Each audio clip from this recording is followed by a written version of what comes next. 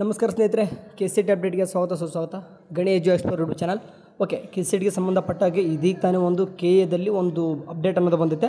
ವಿಕಲಚೇತನ ಅಭ್ಯರ್ಥಿಗಳಿಗೆ ವೈದ್ಯಕೀಯ ತಪಾಸಣೆ ಅಂತಂದು ಪತ್ರಿಕಾ ಪ್ರಕಟಣೆ ಕೂಡ ಕೊಡಬೇಕನ್ನೊಂದು KA ನಿರ್ಧರಿಸಿದ್ದಾರೆ. ಏನಂತಂದರೆ, ವೈದ್ಯಕೀಯ ತಪಾಸಣೆ ಹಾಜರಾಗಬೇಕಾದ ಅಭ್ಯರ್ಥಿಗಳ ಪಟ್ಟಿ ಇಂಜಿನಿಯರಿಂಗ್, ಯೋಗ ಮತ್ತು ನ್ಯಾಚುರೋಪತಿ, ಪಶುವೈದ್ಯಕೀಯ ಮತ್ತು ಪಶು ಸಂಗೋಪನೆ, ಕೃಷಿ ವಿಜ್ಞಾನ ಕೋರ್ಸ್ಗಳು ಮತ್ತು ಅಗ್ರಿಕಲ್ಚರ್ ಮಾಡ್ತಿರ್ತಾರೆ ಅವರೆಲ್ಲರೂ ಕೂಡ ಬರ್ತಾರೆ. ಮತ್ತು ಕೆಲವೊಂದಿಷ್ಟು ಹುಡುಗರು ಯಾರಪ್ಪ ಅಂತಂದ್ರೆ ಈಗ BSc ನರ್ಸಿಂಗ್ ಮಾಡೋರಾಗಿರ್ಬೋದು, ಮತ್ತು B ಫಾರ್ಮಾ ಮತ್ತು 2ನೇ ವರ್ಷದ B ಫಾರ್ಮಾ ಮತ್ತು ಫಾರ್ಮಾ ಡಿ, ವೈದ್ಯಕೀಯ, ದಂತವೈದ್ಯಕೀಯ, Ayurveda, Unani, homeopathy, architecture, BPT, BPO, BSc allied health science ಕೋರ್ಸ್ಗಳಿಗೆ ವಿಕಲಚೇತ ಕೋಟದ ಅಡಿಯಲ್ಲಿ ಸೀಟು ಪಡೆಯಲು UGCET 2025 ಆನ್ಲೈನ್ ಅರ್ಜಿಯಲ್ಲಿ ಮೀಸಲಾತಿ ಕ್ಲೇಮ್ ಮಾಡಿರುವ ಅಭ್ಯರ್ಥಿಗಳಿಗೆ ಅಂಗವಿಕಲತೆ ಅರ್ಹತೆಯನ್ನು ಪರೀಕ್ಷಿಸಲು ದಿನಾಂಕ 28/5/2025 ಹಿಡಿದು 29 ಮತ್ತು 30 ಅಂದರೆ 28, 29, 30 ಇದೇ ತಿಂಗಳು ಏನಪ್ಪ ಅಂತಂದರೆ ವೈದ್ಯಕೀಯ ಸಮಿತಿ ಅಂದರೆ ವೈದ್ಯರ ಸಮಿತಿಯಿಂದ ವೈದ್ಯಕೀಯ ತಪಾಸಣೆಯನ್ನು ಕರ್ನಾಟಕ ಪರೀಕ್ಷಾ ಪ್ರಾಧಿಕಾರ ಬೆಂಗಳೂರು ಇಲ್ಲೇ ನಡೆಸಲಾಗ್ತದೆ.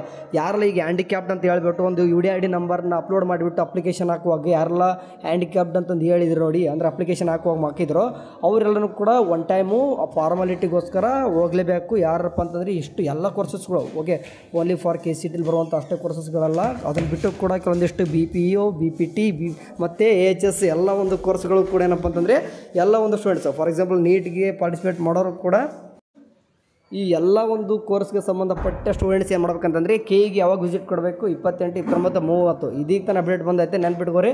28, 29, 30ಕ್ಕೆ ನೀವು KEಗೆ ಖುದ್ದು ವಿಸಿಟ್ ಮಾಡಬೇಕು. ಅಲ್ಲಿ ಹೋಗ್ಬಿಟ್ಟು ಏನಂತಂದರೆ ಕೆಲವೊಂದಿಷ್ಟು ಮೆಡಿಕಲ್ ಏನಂತಂದರೆ ತಪಾಸಣೆ ಅಂತ ಏನು ಕರಿತೀವಿ, ಅದನ್ನ ಒನ್ ಟೈಮ್ ಚೆಕ್ಔಟ್ ಮಾಡ್ಕೊತಾರೆ. ಯಾಕಂದರೆ ನಿಮ್ಮದು ಕ್ಲೇಮ್ ಆಗಬೇಕು. ಓಕೆ, ಆ್ಯಂಡ್ ಮೇನಾಗಿ ನಿಮಗೆ ನೆನ್ಪಿಟ್ಕೋಬೇಕು, ಯಾರಲ್ಲಿ ಈಗ ಹೋಗ್ಬಿಟ್ಟು ಈಗ ವಿಸಿಟ್ ಮಾಡಬೇಕು ಆ ಒಂದು ಸ್ಟೂಡೆಂಟ್ ಮೊದಲು 26/5/2025 ಸ್ಲಾಟ್ ಬುಕ್ ಅಂದರೆ ಡೇಟ್ ಆ್ಯಂಡ್ ಸೆಷನ್ ಬುಕ್ಕಿಂಗ್ ಅಂತ ಅದು ಮಾಡಿಸ್ಕೋಬೇಕಾಗ್ತದೆ. ಸ್ಲಾಟ್ ಬುಕ್ ಮಾಡಿಕೊಂಡ ದಿನವೇ ವೈದ್ಯಕೀಯ ತಪಾಸಣೆಗೆ KA 18 ಅಡ್ರೆಸ್ ಮಲ್ಲೇಶ್ವರಂ ಬೆಂಗಳೂರು ಅಂದರೆ KEಗೆ ಹೋಗಿ ಹಾಜರಾಗಬೇಕಾಗಿರ್ತದೆ. ಓಕೆ, ವೈದ್ಯಕೀಯ ಸಮಿತಿಯ ಪರಿಶೀಲಿಸಿ ನೀಡುವ ವಿಕಲಚೇತರ ಅರ್ಹತೆ ವಿಷಯದಲ್ಲಿ ವೈದ್ಯಕೀಯ ಸಮಿತಿ ಯಾವುದೇ ನಿರ್ಧಾರವೇ ಅಂದರೆ ವೈದ್ಯಕೀಯ ಸಮಿತಿಯ ನಿರ್ಧಾರವೇ ಅಂತಿಮವಾಗಿರ್ತದೆ. ಅಂದರೆ ನೀವು ಏನಾದರೂ ಫಾರ್ ಎಕ್ಸಾಂಪಲ್ ಈಗ ಇಷ್ಟು ಅಂದರೆ ಹ್ಯಾಂಡಿಕ್ಯಾಪ್ಟ್ ಅಂತ ಹೇಳಿರ್ತಾರೆ, ಬಟ್ ಅಲ್ಲಿ ಆ ಒಂದು ವೈದ್ಯಕೀಯ ಸಮಿತಿ ಬಂದು ಏನೇನೆಲ್ಲ ಹೇಳುತ್ತೋ ಅದೇ ಫೈನಲ್ ಆಗಿರ್ತದೆ, ಅದನ್ನು ನೆನ್ಪಿಟ್ಕೋಬೇಕು.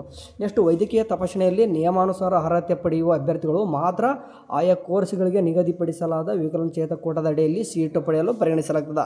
ಈಗ ಯಾರೆಲ್ಲ ಹೋಗಿ ಈಗ ಹ್ಯಾಂಡಿಕ್ಯಾಪ್ಟ್ ಅಂತ ಹೇಳ್ಕೊಂಡಿರೋ ಅವರು ಎಲ್ಲನೂ ಕೂಡ ಆದ ತಕ್ಷಣ ಒಂದು ಲಿಸ್ಟ್ನ KE ಕಡೆಯಿಂದ ಬಿಡ್ತಾರೆ. ಅವರು ಮಾತ್ರ ಏನಪ್ಪ ಅಂದರೆ ನೀವು ಅಂದರೆ ಹ್ಯಾಂಡಿಕ್ಯಾಪ್ಟ್ ಅಂತಂದು ಕನ್ಸಿಡರ್ ಮಾಡ್ಕೊತಾರೆ. ನೆಕ್ಸ್ಟ್, ವೈದ್ಯಕೀಯ ಪರೀಕ್ಷೆಗೆ ಅಭ್ಯರ್ಥಿಗಳು ಕಡ್ಡಾಯವಾಗಿ ಈ ಕೆಳಗಿನ ಡಾಕ್ಯುಮೆಂಟ್ಸ್ನ ತೊಗೊಂಬರ್ಬೇಕು. ಏನಪ್ಪ ಅಂದರೆ ಈಗ ಹೇಳಿದ್ರು ಫಸ್ಟ್ನೇದಾಗಿ ಅವರು ಸ್ಲಾಟ್ ಬುಕ್ಕಿಂಗ್ ಮಾಡ್ಕೊತಾರೆ ನೋಡ್ರಿ, 26/5/2025 ಹಿಡಿದು ಸ್ಲಾಟ್ ಬುಕ್ಕಿಂಗ್ ಮಾಡಿಕೊಂಡ ಪ್ರತಿ ಅದು ಬೇಕಾಗ್ತದೆ. ಅಂದರೆ ಸ್ಲಾಟ್ ಬುಕ್ ಮಾಡ್ಕೊಂಡಿರೋಂಥ ಅದು ಬೇಕಾಗ್ತದೆ. ನೆಕ್ಸ್ಟು UGCET 2025ಕ್ಕೆ ಭರ್ತಿ ಮಾಡಿ ಅಂತಿಮವಾಗಿ ಸಲ್ಲಿಸಿರುವ ಪ್ರತಿ ಅಂತಂದರೆ ಈಗ ಅಪ್ಲಿಕೇಶನ್ ಹಾಕಿದರೆ ಅದು ಫೈನಲ್ ಸಬ್ಮಿಟ್ ಕೊಟ್ಟಿರ್ತಾರಲ್ಲ ಅದು ಬೇಕು. ನೆಕ್ಸ್ಟು ಅದೇ UGCET 2025 ಮೂಲ ಪ್ರವೇಶ ಪತ್ರ ಓಕೆ, ಅದು ಕೂಡ ಬೇಕಾಗ್ತದೆ. ಅಂದರೆ ಈಗ ಅಡ್ಮಿಟ್ ಕಾರ್ಡ್ ಅಂತ ಏನಿದೆ ಅದು ಬೇಕಾಗ್ತದೆ, ನೀವು ಎಕ್ಸಾಮ್ ಬರ್ತಲ್ಲ ಅದು. ಅದ್ರ ತಕ್ಷಣ UDID ಕಾರ್ಡ್, ಮೇನಾಗಿ UDID ಕಾರ್ಡ್ ಬೇಕಂದ್ರೆ UDID ಕಾರ್ಡ್ ಇಲ್ಲದೆ ನೀವು ಹ್ಯಾಂಡಿಕ್ಯಾಪ್ಟ್ ಅಂತ ಕನ್ಸಿಡರ್ ಆಗೋದಿಲ್ಲ ಫಸ್ಟ್ ಆಫ್ ಆಲ್. ಯಾಕಂದರೆ ಅದನ್ನೇ ನಂಬರ್ ಅಪ್ಲೋಡ್ ಮಾಡಿನೇ ನೀವು ಹ್ಯಾಂಡಿಕ್ಯಾಪ್ಟ್ ಅಂತ ಹೇಳಿದ್ರೆ, ಸೊ ಹಂಗಾಗಿ UDID ಕಾರ್ಡ್ ಬೇಕಾಗ್ತದೆ.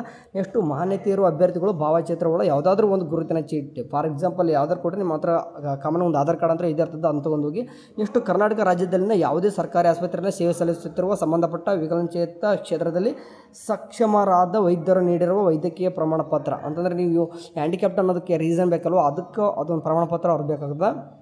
ನೆಕ್ಸ್ಟ್, ಫಾರ್ ಎಕ್ಸಾಂಪಲ್ ಹೇಳ್ತಾ ಇದ್ದಾರೆ, ಕಿವುಡುತನದ ಸಮಸ್ಯೆಯಿಂದ ಬಳಲುತ್ತಿರುವ ವಿದ್ಯಾರ್ಥಿಗಳು ಕಡ್ಡಾಯವಾಗಿ ಅಖಿಲ ಭಾರತ ವಾಕ್ ಮತ್ತು ಶ್ರವಣ ಸಂಸ್ಥೆ ಮೈಸೂರು ಅಥವಾ ನಿಮಾನ್ಸ್ ಅಥವಾ ಬೆಂಗಳೂರು ಅಥವಾ ಮಣಿಪಾಲ್ ಆಸ್ಪತ್ರೆ, ಸರ್ಕಾರಿ ವಾಕ್ ಮತ್ತು ಶ್ರವಣ ಸಂಸ್ಥೆ ಅಥವಾ ಲಿಂಗರಾಜಪುರಂ ಅಥವಾ ಬೆಂಗಳೂರು ಇಲ್ಲಿಂದ ಪಡೆದ BSER or brain stem evoked research ಅಂತ ಕರಿತೀವಿ. ಇತ್ತೀಚೆಗೆ PTA ಪ್ಲಸ್ UN ನಡೀತದೆ ಈ ಒಂದು BRA ಆಡಿಯೋಮೆಟ್ರಿ ಓಕೆ, ಆಡಿಯೋಮೆಟ್ರಿ ರಿಪೋರ್ಟ್ ಶ್ರವಣ ಮಾಪನ ವರದಿ ಇದು ಬೇಕಾಗ್ತದೆ. ಯಾರಂದರೆ ಕಿವುಡತನ ಇದ್ದವ್ರಿಗೆ ಮಾತ್ರ ಸಪ್ರೇಟಾಗಿ 7 ಪಾಯಿಂಟ್ ಕೊಟ್ಟವ್ರೆ.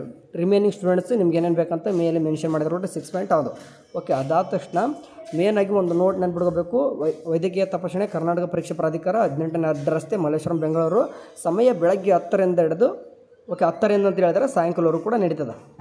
ಓಕೆ, ಬೆಳಗ್ಗೆ 10 ಅಂದರೆ 9ವರೆಗೂ ಬಂದುಬಿಟ್ಟು ನೀವು ಮಾಡೋಕ್ಕೂ ಮೊದಲು ಅಲ್ಲಿ ರಿಪೋರ್ಟ್ ಆಗಬೇಕು. ಅದಾದ ತಕ್ಷಣ 10 ಗಂಟೆಯಿಂದ ಸ್ಟಾರ್ಟ್ ಮಾಡ್ತಾರೆ, ಸಾಯಂಕಾಲ 5-5ವರೆಗೂ ಕೂಡ ನಡೀತಾ ಇರ್ತದೆ. ಸರಿನಾ?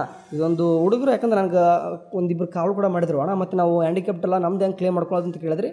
ಸರಿ, ಏನೇ ಆಗಲಿ KE ಕಡೆಯಿಂದ ಒಂದು ಗುಡ್ ನ್ಯೂಸ್ ಥರ ಯಾರೆಲ್ಲ ಹಾಕಿದ್ರೋ ನೀವೆಲ್ಲನೂ ಕೂಡ ಹೋಗಿಬಿಟ್ಟು ಮೊದಲು KEಗೆ ಸಬ್ಮಿಟ್ ಅಂದರೆ ನೀವು ವಿಸಿಟ್ ನೀವೇ ಮಾಡಬೇಕಾಗ್ತದೆ.